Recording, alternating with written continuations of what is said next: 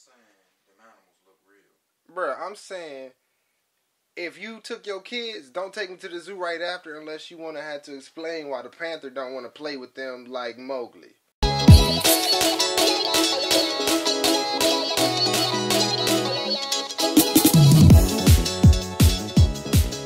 So Jungle Book follows Mowgli on his journey to find where he actually belongs in the world.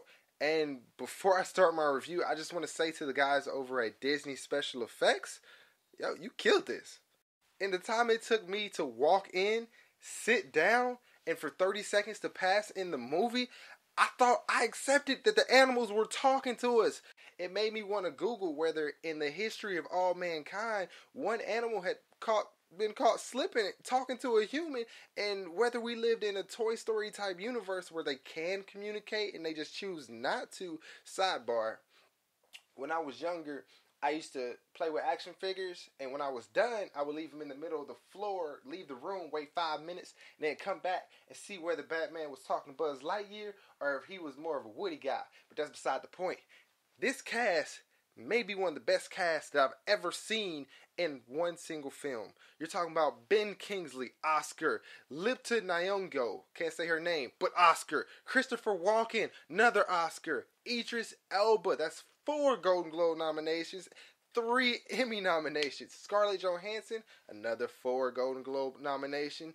Bill Murray, that's an Oscar nomination. They even got the guy, Hail Hydra from Winter Soldier, Gary Shandling, that had 2 Golden Globe nominations. And I know that an all-star cast means nothing if the chemistry between them doesn't work, but it does. Ben Kingsley and Bill Murray, the chemistry between Bagheera and Baloo is phenomenal. While you're watching it, you get this feeling that they're an old divorced couple that's just trying to make it work for the kid, and you buy every second of it. Idris Elba as Shere Khan, oh my God, I'm gonna say it. This movie has a better villain than most Marvel movies. Then you add Christopher Walken as King Louie, yes! You can have all that and it still not work if the director and the writers can't keep the plot moving, and that's not an issue that this movie has. At no point in time during the entire film did I think, that scene doesn't need to be there, or they could have done without that, because the movie keeps you captivated throughout the entire runtime. As a grown man watching a PG kids movie, I was on the edge of my seat. That being said, most of the people I watched it with were adults, so give me a pass. I felt engaged throughout the entire film. One of the biggest differences that I noticed between this one and the previous animation were the usage of songs. Whereas this movie only used 2 of the original 8 songs that are in the animation, I had no issue with that, seeing as those songs were my 2 favorite songs. But that being said, the first song works perfectly. The transition between dialogue and the singing is seamless. It feels natural, and a natural progression between where the scene is supposed to go.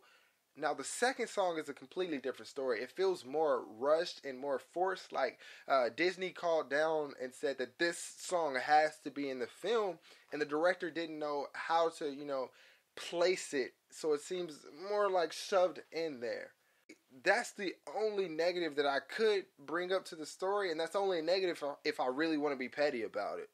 If we're going to rate Jungle Book on our smash or pass scale, it's definitely a smash, and it's fun for the whole family.